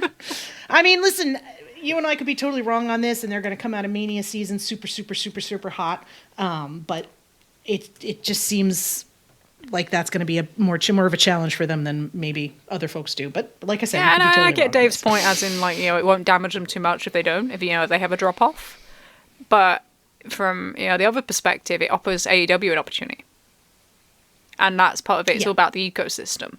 So it's not always about what it exactly does to WWE. It's what it does to the rest of the ecosystem as well, because what they do does affect the rest of the ecosystem. It is the major kind of thing behind it. So, and the kind of interesting thing about WWE going into WrestleMania to me, looking back, and it's how the kind of work shoots have just bled all over this program. So they had a program, they got hot everywhere last year of telling stories and not falling into this, not doing the same thing they were doing, since. God, I was like thinking back today, and I was thinking, in the modern era, where did this start to get really bad? And I thought Triple H and John Cena, WrestleMania 22. And I can still get the line in my head because I always have, I'm stupid with my memory, but, he said, excuse me if I'm afraid of the guy whose best move is pumping up his Reeboks. And it sits in my head, and I think that's kind of the start of this kind of work shoot stuff. But at the moment, it's all over the show. And it's like short term, it will do you great. It did, in a number of different places, people point out different things. Oh, they're great. You've got the Seth Drew Punk stuff. You've got the Becky Rhea stuff that's having all this stuff thrown around. And I just think you can go all about generating buzz now, but it becomes harder and harder to tell stories after. and it becomes harder to kind of continue doing that work shoot stuff without damaging people. Because, you know, there's a great Jericho quote, isn't there, where he says, you know, if you say, you know, I'm beating up a loser, or like, you're just a loser, and then you win, then you just won over a loser. You need to build people up before you beat them, or vice versa. And that was a problem that we got into with Punk, you know, with the Moxley one was key, wasn't it? And you remember he was going, you're the third best Eddie, and you're third best guy in your group. So that's who you're beating. Yeah. And that's kind of what it feels like what's happening in WWE right now. But you won't feel that because they're in this kind of leverage session. But I do wonder what the long-term damage of this kind of period will be, especially with the Cody Rock stuff. You leave a big match there, but it's damaged Roman to a huge degree. Oh, he looks like so trivial. Like he looks like nothing compared to these guys, and no one seems to care about it. And that's the part that I find so fascinating, because again, the double standard comes into play, and this is the part where it has to be so infuriating if you're AEW, right? We had the big Raw last week that everybody wanted to talk about, and the two matches they're building up are the ones that aren't happening. Right? It's Drew McIntyre versus CM Punk, which isn't happening at WrestleMania, and The Rock versus Cody Rhodes, which you're getting in a tag match, but that's not the singles match. So like you're building up matches that we're not getting, and like people are super excited about that. Like I don't know. Like this is the part where like what my personal preferences are. Like I think work shoot stuff is dumb, right? Like it hurt my soul to listen to the Wade Keller podcast and hear a guy call in and talk about it's the most important. I can't. You don't know if they're really fighting with each other, and it's like Jesus Christ, dude. Like, have you seen fiction? Like, have you read a novel? Like we could just engage with a narrative. It doesn't have to be about who dislikes who in the back, right? Like that's just, to me. You can be interested in that shit, and it can be separate from what's happening in front of you on television. You know, like that part just kills me. But there are people who just fucking jerk off to it constantly. Like, oh, they might not like each other. He might actually be talking about his hearing loss. Like you said, how is that going to help you at any point down the line? Like, it's just going to. I don't know. I don't see it, but maybe I'm wrong. There's a line in the Punk pipe bomb promo. And you're seeing it because I put it on the run sheet, because it's in my head. There's so many lines that just sit in my head. But he said, you know, the only thing real is me. And that's become like his brand, right? People believe like he's the only real guy in this industry. But once you tell everybody else is fake, then you lose the effect for their stories. And we've seen this with Punk for years and years and years. So you'll see a giant quarter hour, but you'll see a show rating that's just pretty standard. And, you know, the Moxley feud. You know, they came back, they did that huge promo, they did a giant quarter hour, protected, of course. And, you know, they did, what was it, 0.3? 0.3 the second week after he came back? Right. And then the match did a 0.35. And then they did 140,000 buys. Less than Forbidden Door, you know? So you lose that effect of it. If you tell everyone that everything else on your show is fake, then they aren't going to invest in them stories in the same way. And it was the same with Punk's figures with Max. You know, they look great on paper. The show's doing 0.31s, 0.32, 0.30s. I just think it's so damaging in the longer term, and that's why it bleeds across, because then everyone wants to compete. And you get this short-term thing, but then you've got to go back and tell regular stories. You've got to go back and do that. And then you're going to damage the characters. Cena was damaged by that Triple H stuff. You know, he exposed that character. Then all that booing started. And yeah, you can say he was still a draw, but in terms of his reactions, it made it so much more difficult for everybody because of that. Right. You know. Well, I just don't get, like, I don't know, like, it's, and I mean, we're going to be obviously delayed, because one of the things we should mention is that Punk has an interview with Ariel Helwani that comes out tomorrow, Monday, which will discuss, which is going to be interesting for us, but like, quite frankly, like, who gives a fuck? He's going to say what he's going to say. It's going to be, you know, he's legally covered by a shit ton of legal agreements that are going to impact what he's going to be able to say. He's going to make some barbs. He's going to do whatever. We knew this Ariel Helwani interview was going to come up eventually. I think I predicted it back in November. Like, legit. You did. You fucking did. Like, you were like, oh, he's going to do it. And, like, it'll be interesting to see if he violates any of those agreements and there's any legal. You know, I predicted a lawsuit at some point after All In, which has not occurred yet. But, you know, I'm not ruling anything out. I just think, like, he doesn't, to me, from a wrestling standpoint, okay, I don't find him interesting for a lot of reasons. And one of them is that, I'm pretending to be honest while actually doing some weird fucked up thing is like the least interesting thing in the world to me. Like tell me something and tell me a wrestling story that's different, that hasn't been done before, that's interesting. And I think what we've seen of CM Punk this past year is that all he can do is work, shoot stuff and retreads of old shit he's already done. Right? Like, and the stuff that he's not interested in trying to tell a narrative that is a fictional narrative within the show. We saw that with Collision, couldn't have given a shit less about any of the programs he was actually working in, like, which is fine. Like, and I know that there were a bunch of people that really fucking got off to that. Like, they really wanted to hear those promos. They were desperate for CMFTR versus the Young Bucks. And oh my God, we left so much money on the table, right? But like, it's just not a style of wrestling that I'm particularly interested in, not a style of wrestling storytelling I'm particularly interested in. It like you said, I think it just has a limited shelf life. So I don't know how they're going to sustain it, especially like with the Max and fucking Cole stuff, where the guy's out injured for how long? Like, he's not coming back to be in a ring. He's going to do a bunch of barbs on commentary and like, ooh, like, I don't know. Again, and this is the stuff with Raw that I find so fascinating last week. All of this is supposed to go to a wrestling match in the ring. People are supposed to fight each other in the ring. None of this with WWE seems to be doing any of that. And you can get away with that because nobody seems to care. Stories. So they built off stories, and now they can do this stuff, and they get the thing. But it's just exactly the thing that happened in AEW. And then you got to the point where Max is doing the shoot promo, completely kills Wardlow, and completely half kills the perception of the company. I mean, Punk killed the rest. Right. But you fall into that thing where things become out of control.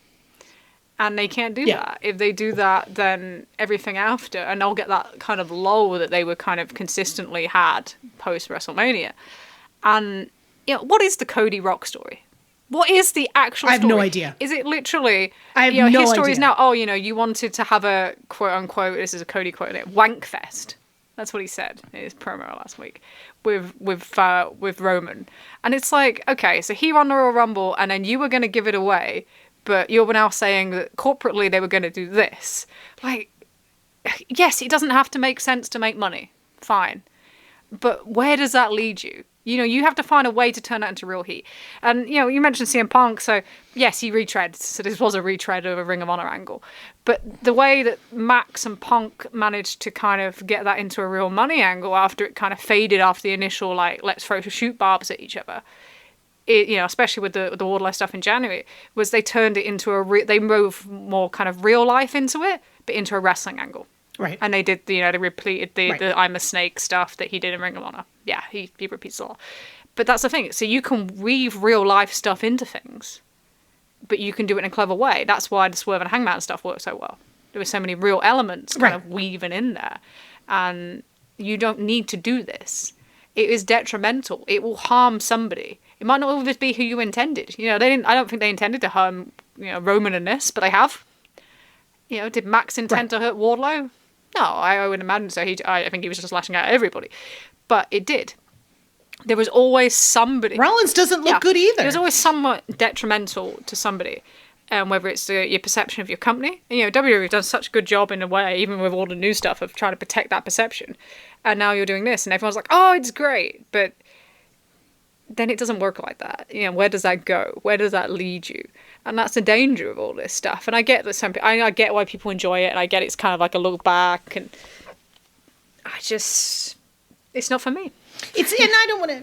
That's just it. Like, you and I are, again, part of the reason why we're friends is because we like kind of the same stuff, and we'll disagree and have that. So we are two people who are going to say this isn't for us, but we know that people like it, and I'm not trying to shit on anybody that does like it. If that's your idea of a good time, then enjoy yourself. But I think there are real, like you pointed out, there are real dangers to doing that kind of thing, and it can impact your overall view of the company. And I think it says something to me about WWE that they did on Monday, they had this insane reaction to this episode, and it was a shooty program that was delivered in a natural manner. And let's say this about CM Punk. He's good at delivering a promo in a natural, conversational manner, which is something they don't have fucking a lot of in or at least till recently didn't have a lot of in WWE. And they did an old school wrestling angle with Cody Rhodes bleeding. Like, if I had a nickel for every fucking time I saw Cody Rhodes bleed in an old school wrestling angle, let alone one with the fucking weight belts, like, how many fucking dynamites did we have to sit through the fucking weight belt and Cody Rhodes bleeding? And these guys are going apeshit for it. And I'm like, Jesus Christ, why were you watching Dynamite? Like, that's the part that I just am like, it's just, I don't know.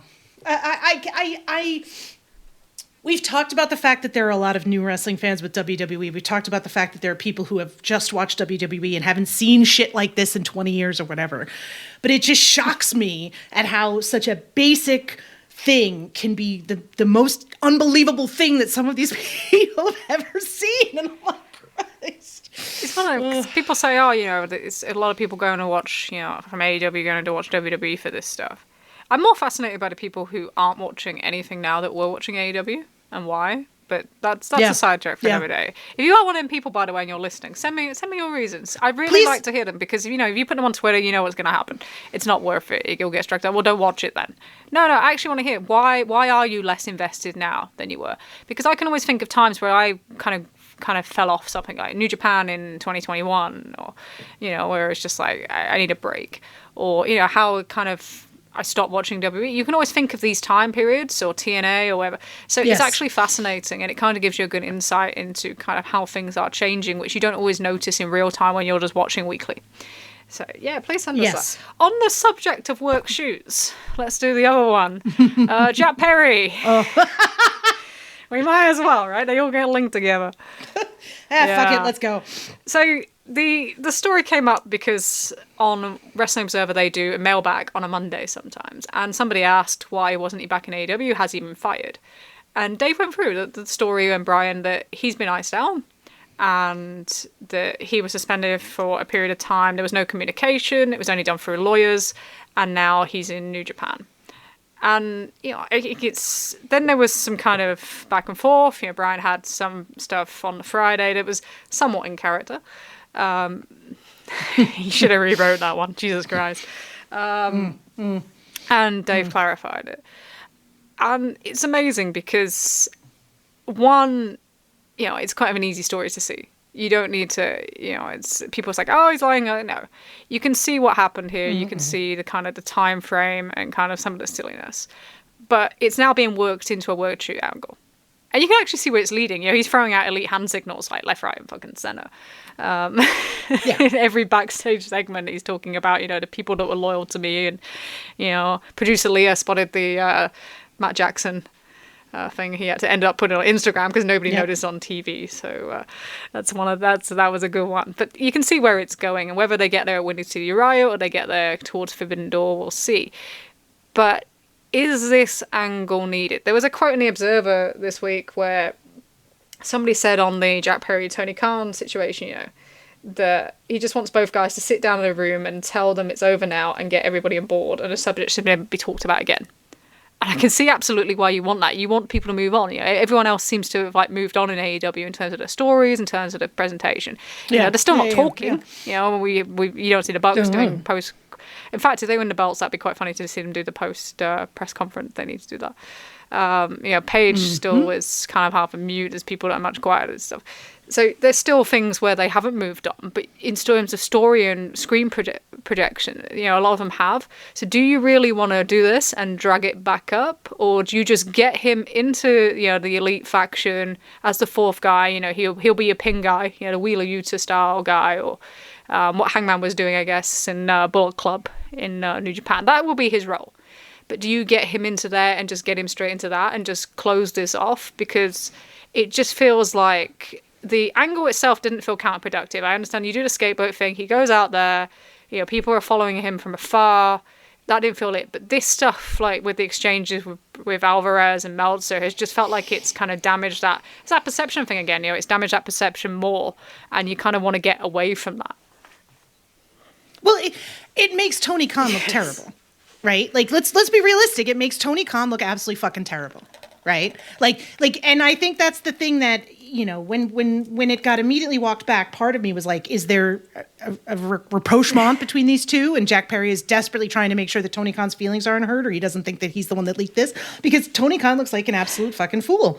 Here's CM Punk, who made an absolute embarrassment of you and effectively treated this like a joke and had an absolute shit fit over nothing on the day of your biggest pay-per-view, and you're mad at Jack Perry. Right? And you know what? Yeah, we can have the whole back and forth. Yeah. Like, you're still mad at Jack Perry however many months fucking later. Like, dude, get over it. Like, therapy is an option for you. You have billions of dollars. Like, what if you talk to someone about your feelings about this? It can't be healthy, but all right. Anyway, regardless. The Young Bucks gimmick has worked so well because while there are obviously, and even non-obviously, like if you have no idea what's going on, you can still see suspicions of where some of this stuff originates from. Okay, like even if you don't know where the stuff came from, there's a thing every once in a while where you're like, oh damn it, that's got to be something. Like, and it works really well because of that, right? Because it is, if you put someone in front of this who had no clue about anything with CM Punk, they'd be able to relate to this gimmick because everyone has had a fucking asshole boss, right? Everyone has had a piece of shit boss and can relate to this, and it works out great, right? And especially this piece of shit boss who doesn't have a lot of power and is willing to throw that power around over stupid stuff. It's spectacular. And that's where, for me, quite frankly, my work shooty stuff is as far as I'm willing to go. Like a little wink, wink, nod thing that I can kind of get the inside joke, but is not detrimental to my overall enjoyment of the story. Given who is involved with this storyline, do I suspect that the Jack Perry thing was going to be what you said, which is that this is a wink and a nod to what was going on and a way to get him back into things, and it wasn't going to go any further than what it did? Probably. Right? Because I have a very hard time believing that, anybody involved in this storyline is going to be as oblique as this. We're going to do everything we can to build up a ton of heat for Chicago, where Jack Perry is clearly going to be a bad guy to begin with, and then we're going to move on and bring him back into the universe of AEW, and that's a non-CM Punk universe, and that's not going to get discussed. I think that is probably what is much more likely, given the way that the other stuff has played out. And quite frankly, probably better, right? Jack Perry with a chip on his shoulder is going to be more interesting than just generic heel Jack Perry. And especially putting him in a faction where he has people to play off of, which I think was a big issue with his heel run at the end. He didn't have anybody around him. And I think a lot of the times with these younger guys, when they put them in heel factions and they make them heels and they have nobody to play off of, it doesn't help them at all. Right? And it was something AEW did so well for so long, which was put these young guys in factions and give them people to learn from and play off of. But I've digressed onto it. But that's where my suspicion comes in with this. And I think, I appreciate that Dave is just answering a question at 1:00 in the morning, but I think it opened up a can of worms. It created some chaos for sure. Yeah. People did not want opened. And I think it needs to be wrapped up at Windy City Riot. In terms of that initial angle, it doesn't mean he can't go out and book, Don Taku tour if you want to continue him working out all the way up to Resurgence. Resurgence is in California. It's in the Bucks' backyard. They have not sold as many tickets for it as they could have. They're only at about 1,700 right now. So they did the 2,900 in their Resurgence show in Long Beach last year, I think, off the top of my head at the Walter Pyramid. So, they could do with kind of wrapping it up, getting it moving, getting back in, integrating into the fold, and then just be done with that part of it. Move on. You all need to move on. Let's get over it already. Fucking, it's done. I don't want to fucking hear about this anymore. This fucking guy's been gone for almost however many months. He's going to talk all this. Being an asshole. Yeah, he's going to talk all this shit on April Fool's Day, and by the time this comes out, you're going to be kind of dissecting it. But he can do whatever he fucking wants. He's in that company. This company needs to move on. It's the same way with the user stuff. You talk about perception, talk about ratings. I never want to hear Restore the Feeling ever the fucking again. You are telling people that the show was better before. Fucking stop it. I hate it. Stop it. Like, oh yeah, we want to restore. We want it back to how it was. No, actually, we want it to be better. We want this. We want it different. Or this is what this is. Yeah. Stop doing that. It drives me crazy. Yeah, they need to move on from that and do it quickly. But Windy City Riot is a really interesting show because it will be. It's already the in terms of Seoul New Japan Modern Era shows in the US. It is second only to the show with Cody versus Kenny Omega, the G1 show in San Francisco, which was around 6,300, and they're currently at 5,300. So they actually have an opportunity to become the biggest modern show, Seoul show in New Japan. In the US, which is quite interesting considering the perception of New Japan in 2024. So that's a credit to Moxley and to Tetsuya Naito and how big that match is. But it's an interesting one because we've just had Yota Tsuji win the New Japan Cup, maybe not planned, depending on what happened with David Finlay. And that match happens at Sakura Genesis next Saturday. That one's selling pretty well. They've got, I think last year they did between 6,000 and 7,000 for Sonata at Okada. Second biggest Ryogoku show of the year behind the G1 finals, which did about 8,300 for Naito and Okada. That Tetsuya Naito guy just, selling tickets again. Weird. So yeah, that show is doing pretty well. We'll see what happens with this. But I don't think, for me, I wonder if they did plan to do this or Tsuji was just kind of a fill-in and that really emotional kind of positive one that ended that cut well, but wasn't the original plan because it depends what you're going to do. So this is going to say, what do you think is going to happen with Jon Moxley and Tetsuya Naito and Yota Tsuji and in the next couple of weeks? I think he's going to beat. I feel like the signs are pointing towards Mox beating Naito. I do. I know that's breaking your heart. But it's weird because I was a long time Moxley fan as well. Let's be honest, So it's kind of weird. But you learn your hierarchy when they right. Yeah. I just think that seems to be where the signs are pointing right now, at least as far as I can tell. But again, could be totally full of shit. Never rule that out. Yeah, so I discussed this with Jeremy and Josh on Keeping It Strong Style. They let me on their show. Why? I'm crazy, didn't I? Yes, plug your appearance. Yeah, last week. And we discussed this and the different possibilities. And we also discussed, like what's happening that kind of suggests it. Best of Super Junior finals being at Dominion suggests no world title defense. Wrestling Dongtaku has this very nice American style kind of logo going on. Resurgence is going to have another title defense, which would be a week after Dontaku, and I don't think Naito's knees are going to get through too. That would be a lot, asking him of that. So there are many things that kind of seem to suggest that at least you're going to get a short-term Jon Moxley run. And I can see why you'd want to do it in terms of it's another person in that can be a possible draw. It's somebody that can work. He's really good at elevating young talent. I said this on there. But, the matches, you think about Wheeler Yuta, you think about how kind of he brought Eddie Kingston when he came into the company and worked him up. The Shota Umino looks miles better whenever he's near Jon Moxley than he does at any other time ever. Yes. I wish that was different, but that's where they are. Yeah. So he is really, Darby Allin as well is another one I can think of constantly. He's really, really good in that role, and they have so many of the younger guys that it makes sense. He just can't be, if they're going to do it, they're going to get some noise because people are going to want Tsuji to win next week.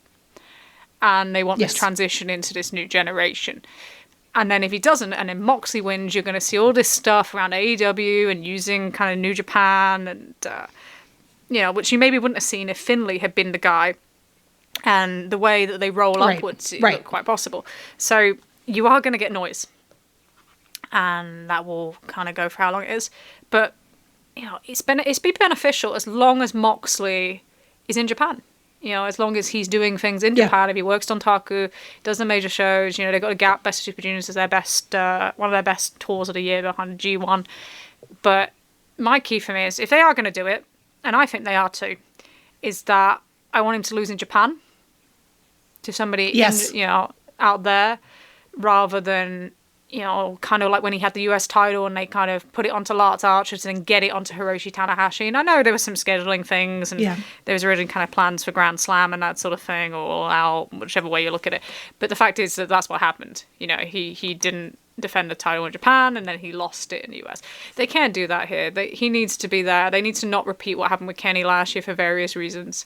A lot out of Kenny's control, but it was kind of a real source of frustration. And I look at, you know, Katsuko Nakajima. Has he finished up with All Japan? We don't know. But he went into All Japan after leaving Noah. He beat their two of their biggest stars, and then he loses the title on like a freak roll-up after beating up Sai for like 10, 15 minutes. And you look at it and you think, okay, House of Black match. Essentially, not too dissimilar in some ways. And they're going to play it into story, you know, they're going to play that into Champions Carnival, but not with Nakajima. So he's never going to... So has this guy gone in, practically beating everybody? And yeah, he's generated some houses. You know, they had some good houses before the new year. This one at Otto was 2,000 people, which is a great crowd for All Japan, especially for, you know, something without Miyahara on top. So you have that, but how much benefit did that have to All Japan in the long run? And it's a similar thing. So if you offer Moxley, how much benefit does it have for New Japan over taking it off Tetsuya Naito, who is helping them hugely with, like, you know, their live gates, another tour. And Final might have been down slightly because you didn't have Sonata going for the New Japan Cup in his hometown like last year. But that's another tour. The New Japan Cup tour was up again. You know, 6% and 6%. So that's the next tour. How many tours are we on now? It's like every single tour this year has been up. So it is a risk. But I can see where you could do it, and especially if you're going to extend kind of Naito's health out for the year. Yes. But you just got to be careful what you do in the meantime. For Moxley, it makes absolutely perfect sense. Right? What is Moxley going to do in AEW this year? He's going to lose. He'd have to put over, you know, Swerve, or he'd have to put over Will Ospreay probably. You know, if he's going to work in the singles division. There's no plan, you know, for him to headline All In, or to, you know. So you give yourself the opportunity to do something you really want to do. Be a focal point. Be the focal point. You know, he's 38. You know, people treat him, you know, I see all this stuff, like, you know, people talking about, who they should focus on. And it's like, this guy is 38. He's in the prime of his career. He's a huge draw for that company in comparison to most of these other people that people are talking about. Do you think he wants to be overlooked? That's not how, you know, people like that, they're ultra competitive. They're super competitive. You have to be in that position. They aren't they aren't wanting to just be kind of thrown away to the side for whoever new's coming in. So, and, you know, especially with Mox, you know, he's put so many people over in the last year in comparison to, you know, as a top guy, you need to win. You need to win as a top guy. But, you know, you lose to Cassidy, you lose to Kingston, you lose to Page. They don't follow up on them. That's not your fault. So... No. But it clearly shows that you're not on the same page as your booker, right? If you're like, these are the guys I'm going to put over, and then it's like, okay, we're not actually going to do anything with that. You know, it's like, okay, well, then why am I putting anybody over? You know, you've got your decisions on who you want to elevate, and it's clearly not the people who I think we should be elevating. And I think Moxley's made that clear in multiple promos. Yeah, he's very much, you know, it's quite funny because him and Tetsuya Naito are quite similar in terms of how they express their frustration sometimes. It's like, you want to know what Moxley's thinking? Just listen to a promo. It's exactly the same with Tetsuya Naito. He'll just go into a press interview right before something and just like rip the hell out of something, and you're like, Jesus Christ. But yeah, they are quite similar characters in some ways, which is quite interesting. But yeah, it makes perfect sense for him. You know, you can go be a focal point somewhere. Great. That would be, and it would be beneficial to him coming back into AEW. It'd probably be stronger than anything he's going to do on TV this year. There's a question of, do they need him on TV right now to do these things for other people? Probably. But they've put themselves in this position. That's what we spoke about a few weeks ago. And everyone was kind of like, you're too harsh. I got some messages saying, you're too harsh on that. And I'm like, well, I don't know if I look too harsh now. So... Well, like, here's my question for you, Trish. So Swerve wins at Dynasty. Who's his first program? Who's his first defense against? Who you got? Like, there's fucking nobody, right? Like, it should be John Moxley, but Moxley is not in that position right now. And then you go, okay, so what's the alternative? And the only alternative I can see is they do some sort of finish in a way to get Danielson to beat Ospreay, because if Ospreay wins, then how can he not be number one contender? There's no way. Right. You look at that with the rankings and how they are now. Like he'd be and he's gonna, he faces Hobbs this week. He'll be number 1 contender off. He'll be like 5-0. So how can he? Right. If he wins that match, he has to be number 1 contender. So they have to get out of that somehow.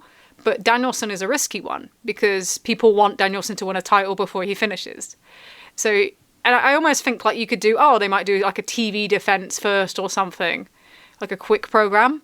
But that's not going to be enough. So that's such a dangerous one. You want an actual heel. I'd love it to be Christian Cage. I really absolutely would. If you could find a way to do that, that'd be great. But I'm not confident on that either. Your number 2 ranked person right now is Orange Cassidy, right? So, are you Swerve going back heel? Is he cheating to win against Joe? And then he's going to do, because you're not going to do, as much as I think people love Swerve, it's going to be very difficult to do Swerve versus, first of all, you've already done Swerve versus OC. Do you do it again and he beats him? Do you try to keep him heel? Like, that's the part where it makes... I don't think they're going to do that. They'll find a way to kind of take him out. In a perfect world, you'd probably want Adam Page to be back, but but then you kind of fuck with the story if he doesn't stop him and he's back straight after. Right. Suspended from the Elite, not from AEW, by the way. Right. I sidetracked us, but that was just my question right now because you talked about that before, and I'm like, who's? They all seem to be fleeing the scene. And this is it. This is what we said. This is where they got themselves in this predicament where now it's really difficult. So now they need to put over Ospreay and they need to put over Swerve Strickland, and they need to prioritize one or the other. And I don't think it's going to be the one that they probably should to start with. In this position. Right. So that's really tough. And Moxley kind of being protected by himself is sensible for him if he's protected by that belt. Sure, but it's difficult for AEW, and that's an interesting one. So there's a lot of dynamic there that's kind of interesting to kind of bleed into, but we won't really know until after the kind of next 2 weeks. So we'll see what happens with Windy City Riot. It's going to be a really successful show. People forget about that. It's like it could absolutely be their most successful show ever in the US alone, without Ring of Honor with the G1 Supercard or Forbidden Door. So. Yeah, credit to him. I look forward to it. I'm actually looking forward to that show. There's some good stuff on there. I'm not hugely buying into the kind of Mustafa Ali gimmick that he's doing currently, but him and Hiromu should be great. Should be quite insane. He can bring all the cats, all 3 of them, Rainbow, Daryl, and Naru. Yeah. Naru's been doing the podcast, by the way, guys. Naru's been doing the podcast. Not me today. It's Naru today. It's been a long day, and. But no, it does look a really good show and kind of lineup. I'm kind of very interested to see how Nick Nemeth does against Ishii. I think that's one of them ones where I always think about Jon Moxley when he first went out to do the G1 in 2019, and no one was really kind of sure how he would kind of settle in. Would he shake off to the kind of WWE-ness? And within like 5-6 matches, it was like, okay, yeah, he's fine. And that's one of them where Nemeth worked a very, very WWE style match with Finlay. And I'd really want to see if he can convert, because I think he wants to. I don't doubt that he absolutely. I think he desperately wants to. I don't think he does what he does and leaves WWE, and if he's not desperate to try to do something different. But I think the question is whether he can. I guess we'll find out. Right. So we have. So that's in the next. That's just before we record next time round. So we have a lot to talk about. Yeah. So. I guess, there's something else before we record next time round that we should probably do predictions for. Priorities, right? Oh, yeah. So, it's that little thing, that WrestleMania thing in Philadelphia next Sunday. So, here's the important question, Sarah. So, am I winning my $5? I think that Cody, you are going to get your $5 or your £3.80. I think that Cody Rhodes is going to win the championship, but I think Rock is going to be the ultimate winner of the tag match. I think he'll pin somebody for that tag win. Yeah, I think he'll pin Cody to set up a program down the line. There's no point in pinning Seth, because I think Seth's probably going to get pinned the night after, whether it's by Drew or whether they're going to do a cash-in with Priest or whatever they're going to do. I think that's kind of what they're going to do there. My prediction for WrestleMania is Rock just steals the whole thing, and like that's it. Like that's all they're talking about afterwards. He'll do to them what Hogan did to him. Yes, I don't disagree with that. The only question of that one being, and this is ventures perhaps slightly into icky territory, but given history, I feel like it's valid. Does he get out of the match without an injury? Yeah, considering he got injured at 29 and 28. It's a fair point. He looked a little bit sluggish on that beatdown. He was struggling. So that's interesting. I guess it depends on how much he's going to do, but he has to do something. You know, they can can use Seth for long periods, and I'm sure they will. You know, I'm sure he'll be the guy, even with his injury. I'm sure he'll be the guy that carries. What's your over/under on mid-match monologues? Oh, fucking hell.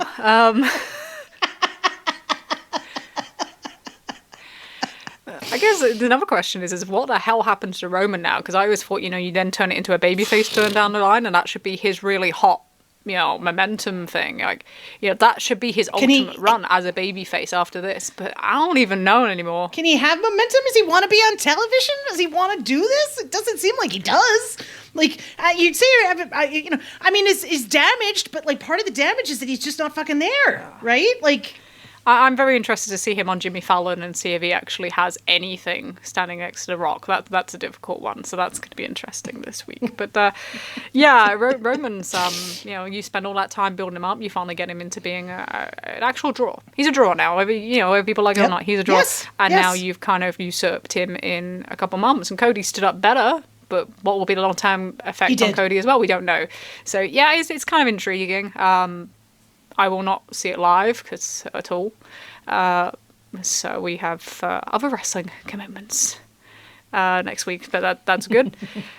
But I am intrigued to see what comes out of it and if they can pull it off or whether it kind of ends differently. But that's for next time round. So yeah, we have plenty more to discuss in 2 weeks' time. In the meantime, if you do have any questions, any queries, you've got any feedback, as we mentioned earlier, you can email us at trishandsarahpod@gmail.com, trishandsarahpod@gmail.com. You can also find us on Twitter at Trish and Sarah for any instant messages that you want to send or any comments, or even if you just want to tell me that Naito's going to lose to Jon Moxley repeatedly. Take your pick. We are part of the Social Suplex Network. You can find all the great podcasts on this network on their website or on their feed. You can also join us in the Social Suplex Discord, where we discuss everything on the show, everything else. We're always in Tunnel Talk Discord. We live in there. I love that channel. Yep. And you can also catch myself recently on the Keeping It Strong Style podcast with Jeremy and Josh, if you do want to see a full recap of the New Japan Cup finals and how much we all love Yota Tsuji. You can also hear my some of our favourite Hiroshi Tanahashi stories on there. It's all about the ace. There's only one ace. Yep. That's the man. So, yeah, check in on there. Any feedback from there you can send us as well. We are produced by the wonderful Leah of Tunnel Talk. Comes out every Sunday. Every Sunday early on in the morning. Get it on. Put it on your radios. Do people have radios anymore? You have a radio? I sure do. Listen. Well, in the car anyway. Put it on your podcast player. Put it on your app. It's just such a fantastic look into AEW storytelling and into kind of how we talk about AEW. I think that's something I've picked up on lately. They reminded me of things that we just say, and you're like, why do we just say these things? And we all fall into them far too much. So, yeah, so thank you very much, Leah. We massively appreciate you. We will be back in 2 weeks to discuss all the fallout from WrestleMania, Windy City Riot, and any stories that come out in between. So until then, I've been Trish. I've been Sarah. We'll see you next time.